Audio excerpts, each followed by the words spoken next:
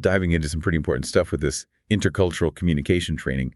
Really interesting how relevant it all is these days. This INCUMED training we're looking at, it really got me thinking, like, there's so much more to understanding different cultures than just like, knowing the right handshake, right? It really is about going deeper, building those real connections. You have to understand the values, the beliefs, all the things that kind of shape how people from different cultures communicate. It's like that onion analogy in the training, yeah. Yeah. Peeling back the layers to see what's at the core. Everyone kind of knows the outer stuff. Yeah. Food, the music. It's the core values, the stuff we don't see right away that can really trip us up if we aren't paying attention. Absolutely. You miss those core values, misunderstand them, and yeah, you're in for a world of confusion. Doesn't matter how many times you practice the right way to shake hands or bow.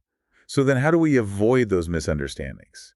Especially, well, I mean, here in Australia, we're all about being direct. The training talks about this whole high context versus low context thing. Yeah, that's such a key difference. Think about how much Australians value just, directness, get straight to the point. That's low context. But then you've got those high context cultures. Japan's a good example.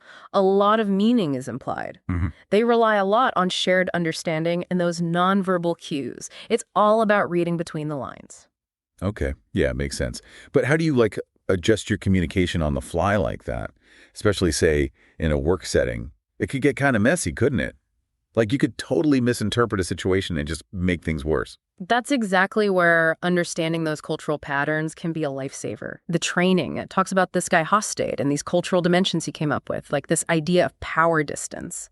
Have you ever noticed how, some cultures, they're just way more comfortable with hierarchy, like who's the boss, that kind of thing? Oh, totally. Yeah. I actually worked with this team in China once, and I learned the hard way about that. Like, directly presenting a new idea to the CEO, which, we might do here, right? It was seen as super disrespectful. Perfect example of power distance. In high power distance cultures, respecting authority is really, really important. But in low power distance cultures, it's way more common to just, question or even challenge people who are higher up. Wow. That actually explains so much. I remember at the time feeling like I'd overstepped somehow, but I couldn't figure out why. So, okay, power distance is one of those dimensions. What are some others? And how can we use this stuff to, avoid those awkward moments, those clashes in the future? It's like you get this cheat sheet for how to navigate all these tricky situations, right? Okay. Another one of these dimensions, really interesting one, this concept of uncertainty avoidance. It's basically about how comfortable different cultures are with, ambiguity, risk, that kind of thing. Uncertainty avoidance. Okay. So is that like some people need a detailed plan, every little thing mapped out, and then you've got others who are like, yeah, we'll just wing it? Exactly. If a culture's really high on this uncertainty avoidance, they like clear rules, structure, predictability, makes them feel safe. But then the cultures with low uncertainty avoidance, they're more like, let's take some risks, embrace the unknown. So then a workplace that's super structured, lots of procedures, all that, that might actually feel kind of stifling to someone who's come from a low uncertainty avoidance culture, right? Totally. They might see it as, like it's too bureaucratic or something, like it's limiting their creativity. And then on the other hand, you've got someone from a high uncertainty avoidance culture. They're thrown into this environment where it's all loose, not a lot of structure. They're probably going to freak out a bit, feel anxious, like nobody told me what to do. So how do you even begin to, bridge those differences? It's like you need a PhD in cultural anthropology just to have a meeting. You don't need a PhD, although it probably wouldn't hurt. But really, a little bit of self-awareness can go a long, long way. The training, it really emphasizes this whole thing about understanding our own biases, because we all have them. True. Sometimes I don't even realize what my own, cultural assumptions even are until somebody points them out to me. But if we're all a little bit blind to our own biases, how do we avoid, putting our foot in it? Especially when we're at work and everything. It's a shift in mindset. You got to move away from judging, move toward curiosity. Instead of just assuming our way is the right way, we can come into those interactions wanting to learn, understand different perspectives. Asking questions instead of just making assumptions. Yeah. Right. So what else does this INCUMED training recommend for navigating these situations? Active listening. That's a big one. And I don't mean nodding your head and waiting for your turn to talk. I mean really tuning in. Focusing on what the other person's saying, their words, their body language, the whole deal. It's like that saying, right? 2 ears, 1 mouth. But even in our own culture, I mean, being a good listener, it's not easy. Any tips for, how to actually become a better listener, especially when all these cultural nuances are in the mix? I think it comes down to being present. Like really present, put your phone away, quiet that little voice in your head that's thinking about a million other things, and just tune in to the other person.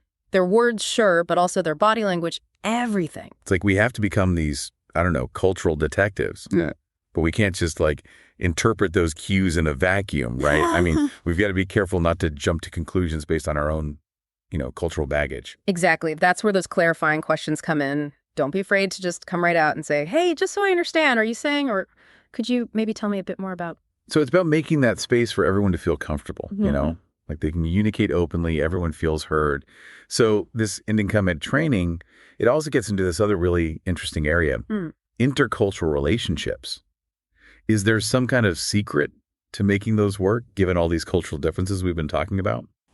Relationships that cross cultures can be so incredibly enriching, but yeah, it takes work. It takes a conscious effort to try to understand and bridge those differences. The training, it actually talks about how even just our perception of time can have a huge impact on relationships. Time. You mean how important it is to be on time for a date? That's part of it, for sure. But it goes deeper than that. Remember that whole monochronic versus polychronic thing we were talking about before? Oh, right. Yeah. Those cultures where time is very linear, very structured, and then the others where it's more, go with the flow. Exactly. Now imagine those two different perspectives on time butting heads in a relationship.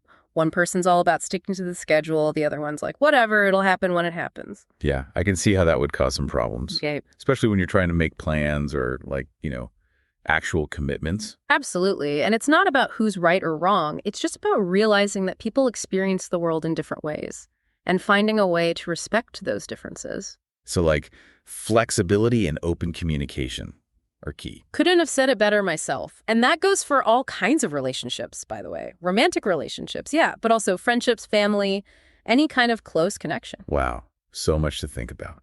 It feels like we've only just scratched the surface of this whole intercultural communication thing. We really have. But hey, we've covered a lot of ground, right? All those little subtle differences in the way we communicate, all the way to how love and culture collide. I think the main takeaway here is that we've got to embrace these cultural differences instead of being scared of them, especially with the world becoming more and more interconnected every day. So well said. It's been amazing learning from you today. And to everyone listening, I hope you keep exploring this stuff, keep asking questions, and just remember, every interaction, it's a chance to learn something new.